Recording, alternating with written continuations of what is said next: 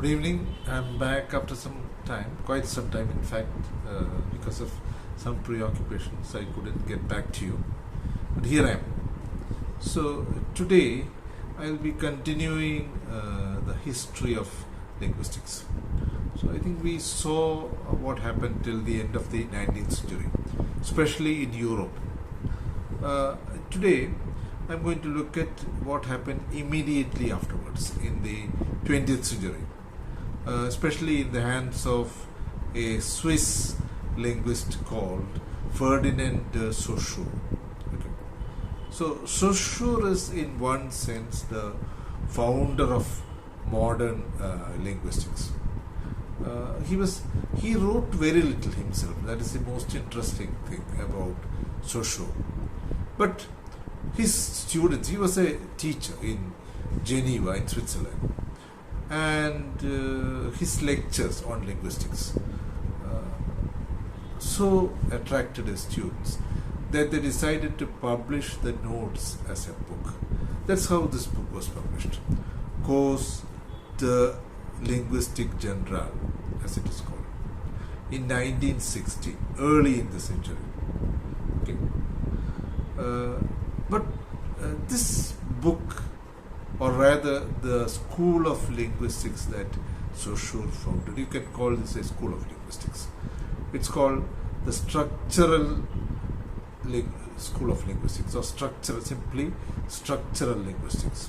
Okay, we learn about post-structuralism later on in literature, in linguistics, in criticism, but that came later as a reaction to Saussure's and other people's work on linguistics, criticism and literature. Right. So you must also realize that Saussure's linguistic theories had a direct bearing on literary criticism. In fact, it's directly related to what we call new criticism. I think you are through with your new criticism in the second sem. So you realize that there is a certain kind of structure in everything. You're not dealing with things in isolation. You can call it a structure or a network of phenomena happening. So that's what Saussure emphasized. There is a network, there is a structure in all languages. Saussure knew not many languages, perhaps a few, half a dozen European languages at most. But his theories had a universal application. Right. So what was he trying to do? First of all, he was effecting a shift from comparative linguistics and diachronic linguistics. You know what diachronic linguistics is. Diachronic linguistics is the study of the history of study of languages historically. Okay. What a language looked like, say, half a century ago, and what it looks like today. So this is what people used to do, especially in the 19th century, and comparing languages, comparing the structures of language. Saussure, on the other hand, stressed what he called the synchronic study of language. So he actually makes a distinction. And his work was mainly in the area of synchronic linguistics. Right. So in synchronic linguistics, he had a number of interesting paradigms to offer. Okay. For example, he coined this particular paradigm called signifier, signified, sign. So signifier is the linguistic substance which is used to talk about something, you can say. And the signified is the topic, subject or object, whatever you want to call it, which this signifier signifies. Right. So when I say linguistics, this is a piece of utterance. Linguistics. And you know what it means. There is something which is meant in this utterance. When I say COVID-19, it's an utterance. So this Saussure calls signifier. And the object or subject or topic or idea or concept, whatever the signifier signifies or means, is called the signified. So signifier and signifier. And Saussure theoretized what is already quite well known, what many people had thought about, that there is no one-to-one correspondence between the signified and the signifier. Okay. In other words, the word that you use to designate something has no implicit connection with what you are trying to designate. Okay. So the word mango has very little to do with the object that you will soon be eating in April, when mangoes arrive in plenty from neighboring states. So the term mango has nothing to do with the object mango, the thing, the fruit that you eat. It's simply an abstract way of referring to this object, this fruit, right? So in fact, there are some, this idea has to be qualified. We know that there are words which have some connection with the idea or object or phenomenon that you are talking about. So when I say bang, it is definitely an onomatopoeic term. It has some connection with the sound that is actually made when a shot is fired. Okay. But here again you must remember that Saussure was right in saying that there is no implicit connection, that the relationship is completely arbitrary. How? How do you know this? You know this when you realize that the sounds that people correlate with a gunshot are different in different languages. In Malayalam you say day, vedipoti. In Hindi you say dhayam, dhayam. Goliya chodke daku chale gaye. Dhayam, dhayam. So dhayam, dhayam in Hindi, te in Malayalam, bang in English. Right. So here's the proof for what Saussure was trying to say. There might have been some connection in the beginning, but as such, as signifiers, there is no implicit connection between the word you use and or the sounds, the collection of sounds that you use, and the object or phenomenon or idea that you are trying to convey. I think this is clear. So Saussure was the first person who systematically put it in this way, right? Okay. And he talked about what we often discuss in linguistics, what we call the two axes in language. Okay, two ways in which language can be said to one item in language can be said to connect to another item. So like the graph that you draw, like this, for example. This is one axis. You have studied, if you remember your mathematics, which you did in school. This is another axis. This is called the vertical axis. This is called the horizontal axis. Right. So for Saussure, there were two axes. The paradigmatic axis, which is vertical. How, in a sentence, you can think of a list of words which can substitute for the word that you are using. Okay.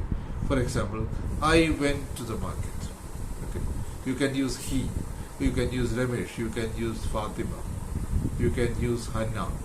Okay. So I went to the market, Fatima went to the market, he went to the market, Hannah went to the market.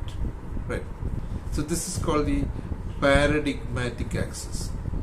On the other hand, you have the syntagmatic axis, the what you call the syntax in languages, the chain of words which are connected with each other horizontally. Okay, so you say there were 50 mangoes in the basket. There were 50 mangoes in the basket. There were 50 mangoes in the basket. This is called the syntagmatic axis. Okay.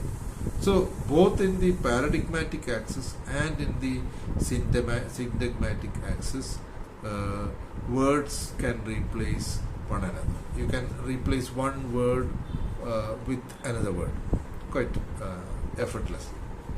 So this is a proper way of understanding language.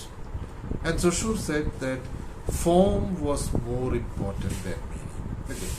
A line that linguists have taken consistently over the last century. What is important in linguistics is the form that you use. Meaning comes next. Right. So the form that you use to signify a particular idea or object or phenomenon, whatever you want to call it, is more important. That's how languages are structured. Languages are structured with form. Right.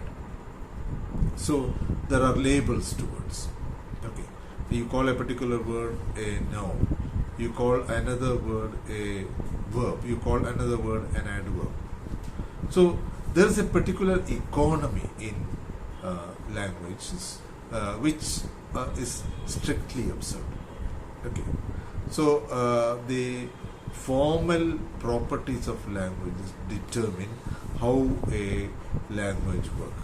So instead of saying Ram killed Ravan, instead of looking at the sentence Ram killed Ravan in terms of Ram or killed or Ravan, the linguists are more interested in looking at what forms these words constitute. Like Ram is a noun phrase or subject as it was called. Killed is a verb. And Ravan is an object. S-V-O in English. In Malayalam you would say Ram and Ravan and Ekonu, where you have the subject in the beginning and the predicate next as in English, but with a different order of various categories of words. The subject comes first, the verb comes, the object comes next, and the verb comes at the end in Malayalam. So this is what Saussure said. Saussure talked about structure. You have to understand structure is the life of a language. You have to understand a language in terms of its structure. Right. So Saussure also talked about what he called langue and parole. Okay. So langue is the available body of language, the socially available characteristics of the language, which anybody can use. Okay. Parole refers to the individual performance of people using the language. Okay. So in Malayalam there are a number of possibilities, let us say, of talking about things, but you use only a few number of possibilities. You never in your whole life, say lasting for 70 or 80 years, you will never have used all the possible structures of Malayalam. Okay, all the possible combinations of words. You have used some.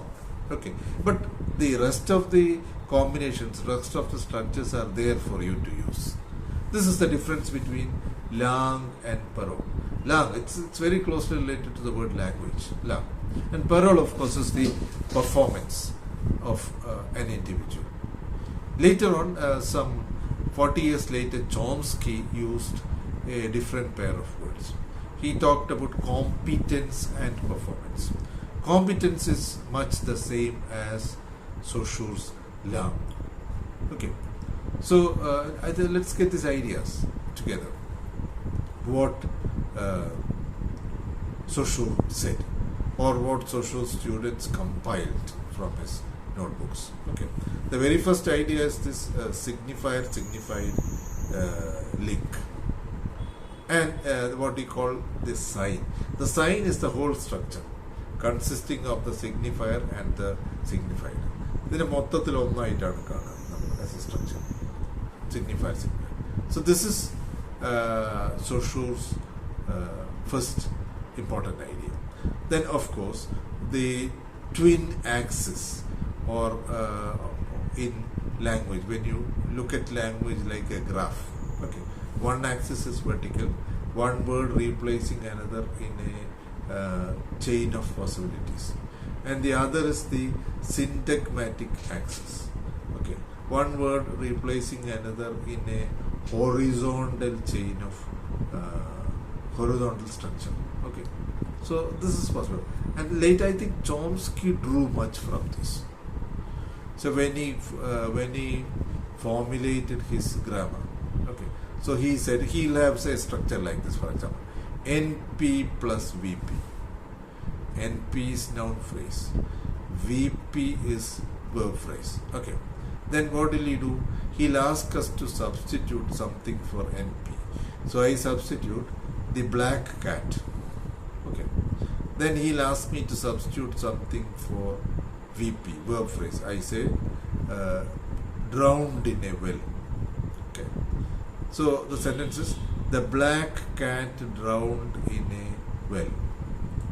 The black cat is noun phrase, drowned in a well is verb phrase, right, VP. Then Chomsky will ask me to split up the noun phrase. What will I do? I'll say the as article, okay, black as adjective or determiner, whatever I want to call it, and cat as the head noun. So NP is split up into article, determiner, qualifier, and finally noun, head noun. And then the other thing can also be split up. Verb phrase can be split up. Drowned in a well, drowned, verb. Okay. In a well is a complementary phrase which can be split up into in, preposition, a, article, well, noun. I think you see this very clearly. So Chomsky took off from where Saussure left off, right? And then he went on, he developed the theory further. Of course, Chomsky's theories are not the same as Saussure's. He went much beyond Saussure. Alright, so we are looking at Saussure's theories now, which we call structural linguistics, right? So Chomsky's notion of structural linguistics is this. One is form is more important than meaning, right? Meaning comes next. Form, function, you can also talk about function, okay, what a particular word does. So you can't call a word an adjective or adverb for all times. Look at this sentence, for example, the car turned back because there was some repair going on, right? The car turned back. So what is back in this sentence? It is an adverb describing turned. So the car turned back. Whereas some of you will say that you have a back paper. Here back is an adjective, which means a paper that you failed in or you did not attend in your last exam, so that you have to write it again. So you say I have a back paper. So back is an adjective. Okay. Again, when you have a sentence like my back is aching. Here back is a noun, right? So again, when you say I don't like to back any candidate in this election. So what is back? Back is a verb, right? So the same word can function in different grammatical positions or in different grammatical categories, right? So that's why Saussure said that form and function are more important than meaning. Okay, there is no fixed meaning for a verb unless you put it into a context, right? So I think all of Saussure's ideas, most of his major ideas are now clear to you. Okay, syntagmatic and paradigmatic axis, sign, signifier, signified, sign, lang and parole. Okay, the link between a signifier and signified is arbitrary, right? So all these are Saussure's basic ideas. So we are not looking at Saussure's ideas alone. We are looking at how these ideas were developed in different areas of linguistics, right? So Saussure's ideas, although we saw that Saussure's ideas were sprung from only the few languages that you knew, but that is not the case. So Saussure's disciples or Saussure's followers developed his theories on both sides of the Atlantic. But I would say not only I, all historians, Robbins, for example, whose 8th chapter you have to read to find out what is happening to Saussure's theories. So in America, a number of linguists used Saussure's theories. Edward Sapir, Franz Boas, Benjamin Lee Worf, Bloomfield, number of linguists.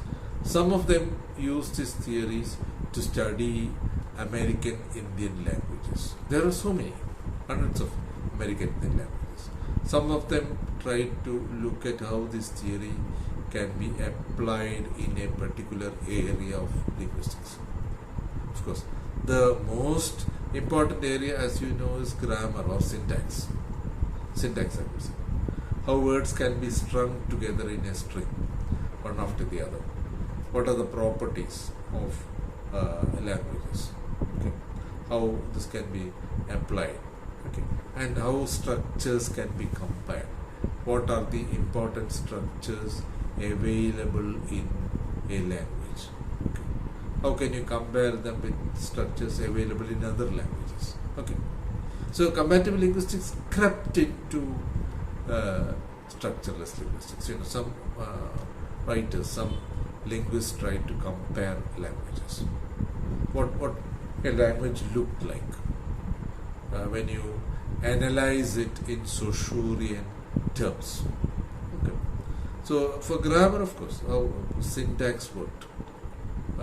What are the elements of syntax? People like Zelig Harris in America try to find out, and later on, in sometime in the 1950s and 60s, a linguist like Firth, okay, J.B. Firth, or M.A.K. Halliday. Halliday even tried to use Saussure's theories to look at translation. He said for students of translation, the easiest method is to look at structures in a language, compare them with structures in another language, right? So you can use this comparison to make a translation, right? So for example, many people say that Japanese as a language is very close to Malayalam, typologically, okay, following almost the same kind of syntax, okay, the same kind of morphology even. So people say, I've heard people say that you can, when you say Pradi Neelamulla Oru Katti Kondu Ayale Kutti. Okay. So some of my friends who know Japanese say that each of these elements can have a direct substitute in Japanese. Okay. So you can say Pradi Neelamulla Oru Katti Kondu Ayale Kutti, 7 elements. In English it's not so. In English you can't have this many elements all the time. Okay. The defendant, okay, stabbed the accused. The defendant stabbed the person with a long knife. This is an entirely different structure. Whereas in Malayalam you say Pradi Neelamulla Katti Kondu Ayale Kutti. In English you have to say defendant Kutti should come first, stabbed, because of the structural differences, right? So Halliday would say that the closer two languages are structurally or in collections of structures, the easier the translation. So you should compare structures. Okay. And in areas like phonology, for example, I think all of you know what phonology is. How is it different from phonetics? You have learned phonetics. Okay. So phonology consists of the structure, set of rules by which sounds are organized. So phonetics was already a live discipline when Saussure arrived on the scene. 19th century phoneticians like Pitman, you know Pitman. Pitman was the one who formulated shorthand. You don't study shorthand these days. It's not necessary. You can simply speak into a computer. The computer will write it on the screen. Right? So, but that is not so some 30 years ago, where people had to listen to somebody say and take down these notes very quickly. So what did they do? They used phonetic symbols. They listened phonetically and scribbled. So a word would be one curved line plus a dash like this. So there were symbols. They call shorthand symbols. You don't study shorthand these days. You don't need it. Technology has eliminated shorthand from our society. But once upon a time, if you had to get a job as a stenographer, you had to know shorthand as well as typing. So for a phonetician called Henry Sweet, along with his predecessor called Pitman. So both of them studied sounds, okay, and their work was useful in developing this technique called shorthand writing, very quick, making scrolls. Okay, it's very easy to do if you have learned shorthand. So what I am saying now you can take down very quickly. I am saying at medium speed, but sometimes the manager of a company, the CEO, managing director of a company will speak very fast. He is in a hurry, and the stenographer will have to take down, okay, very fast. Okay. Right. So that was there already, but it was after Saussure arrived on the scene that more things started happening. So instead of simply describing sounds as such, you had to say how sounds are part of a big network. Okay. There are rules which govern the use of sounds in a language that we all know. We know that when you have a t at the end of a word, the plural would be s. Bat, bats. Cat, cats. Top, tops. Rope, ropes. Kick, kicks. Okay. Etc.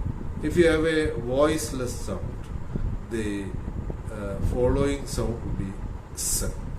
On the other hand, if you have a voiced sound, bag, okay, the plural morpheme would be z, bags, okay. Or if it's a vowel, eyes, okay. Or if it is if it's a consonant which is a voiceless sound, okay, naturally you'll have this is called a phonological rule. There are hundreds of phonological rules in English. How, for example, some sounds are not pronounced. When you say next, add spring. So in connected speech you have to say these together. How do you say it? Next spring. So what happened to t? It has disappeared. You don't say next spring. You say next spring. When you say good plus by, many people pronounce it as goodbye, but the native speakers will pronounce it as goodbye. The d becomes b. This is called assimilation. So there are hundreds of such phonological rules. Okay, this validates Saussure's observation about structure. So syntax, phonology, even meaning, when you study semantics, you know that meaning is not isolated. Meaning is constructed depending on a network. How a particular word is related to other words. Okay. You cannot think of the meaning of a word in isolation. Contextual, for example. How in a particular context a word changes its meaning. How meaning is constituted by the relationship of a word with another word. Okay. So phonology, even morphology. The Prague school of linguistics, of which one of the most famous theoreticians was Roman Jakobson. Okay. Well, he also worked on translation and other fields like comparative literature. Okay. But morphology was certainly one of his important. What is morphology? Morphology is how words are shaped, how words are constituted, the form of words, not syntax. Syntax is how words are combined. So, for example, if you have studied inflection, you know that a word can be inflected. Okay. So, you add ing to get a progressive form, ring, ringing, walk, walking. Okay. You add t or d to get past tense. You have a rules for combination. You cannot combine 10 words together in English. You can combine at most 2 or 3 words. Okay. 2 or 3 morphemes. So morphemes, as we know, are the lowest meaningful units in a language. They need not be a word. So wonderful, sorry, not wonderful. A basketful of oranges. The FUL in basketful is a morpheme. Right? Impossible. The im is a morpheme, which is added to possible. Okay, you get impossible. Right. So this is how morphemes are combined. So for morphology also there is a structure. Okay, which the Prague linguistics linguists study, and a number of other things. So, for example, you must have heard of tagameme. Okay, Hemslev, a Finnish linguist formulated. Tag means a label that you give to something. Okay, so tagamemes are simply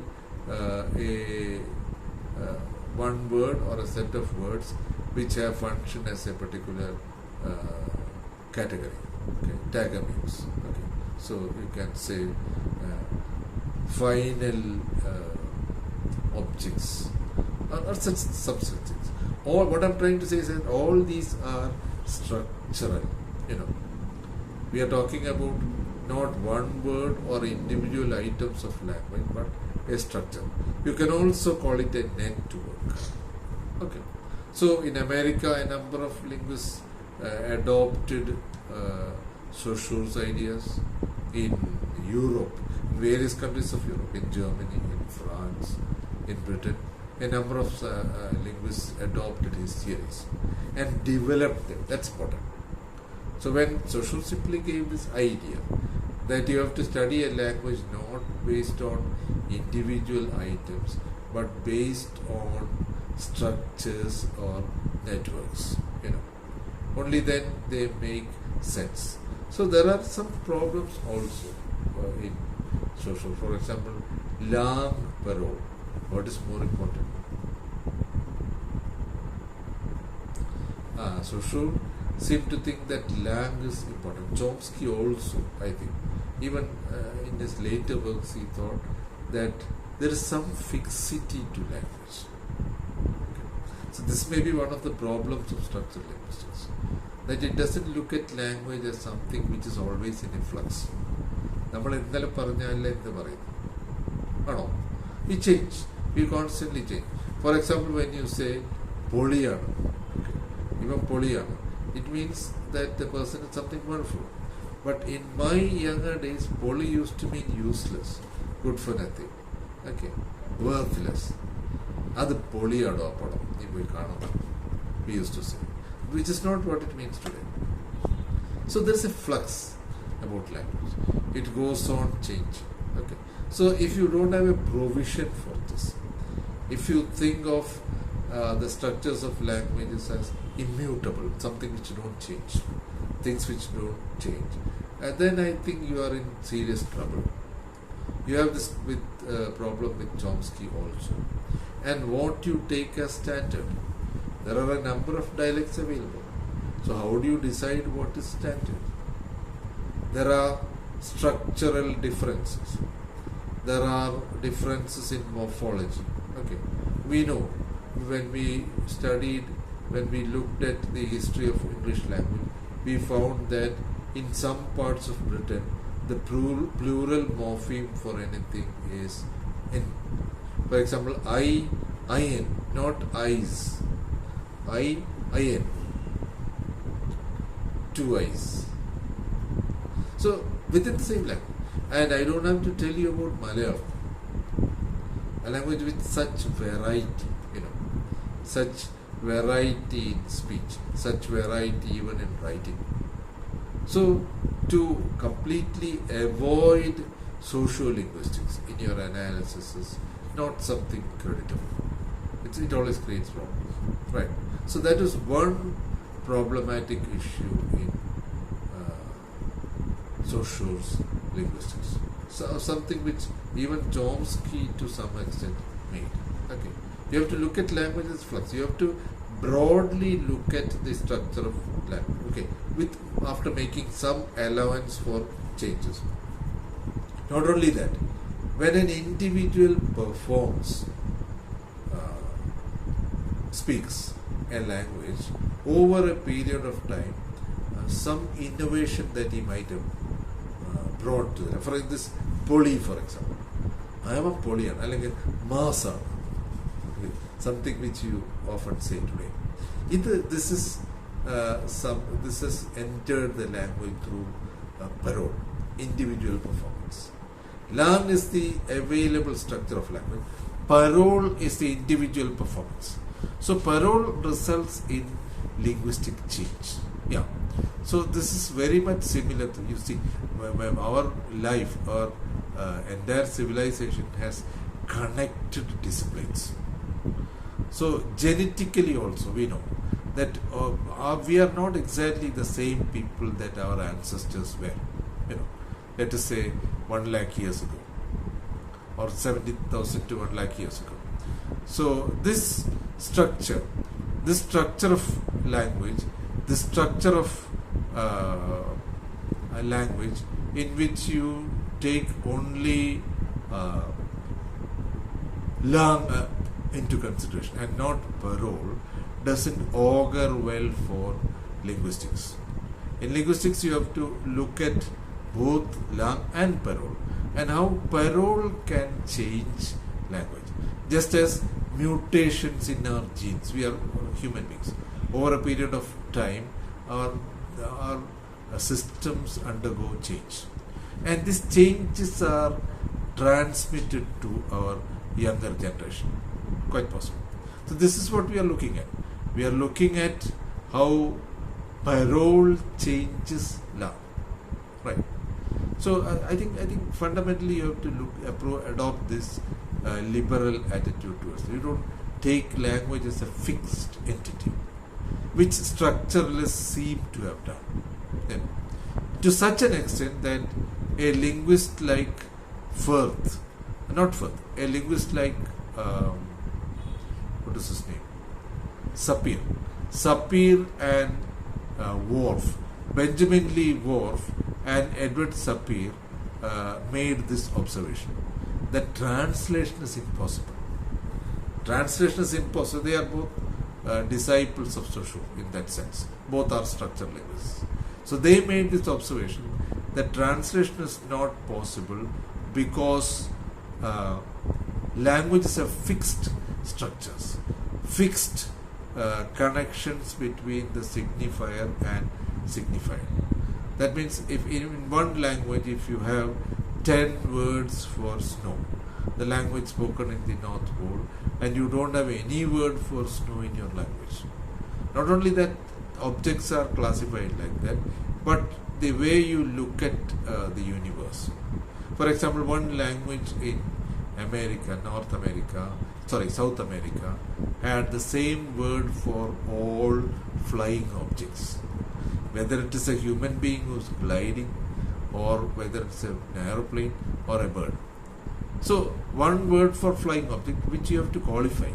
You have to say live dash, okay, or human dash, or mechanical dash, to signify an aeroplane or a human being or a bird. So this was the result of this linguistic extremism that you found as a result of the mechanical application of Saussure's theories. Right. So please have a look at that 8th chapter in the book by Robbins I sent you. This will give you more ideas. And do look up the encyclopedia on linguistics, which probably I have sent. If I haven't, I'll send it to you. So you'll get a very good idea about how Saussure's theories are applied, the implications of these theories, and of course the drawbacks of his theories. Right. Thank you.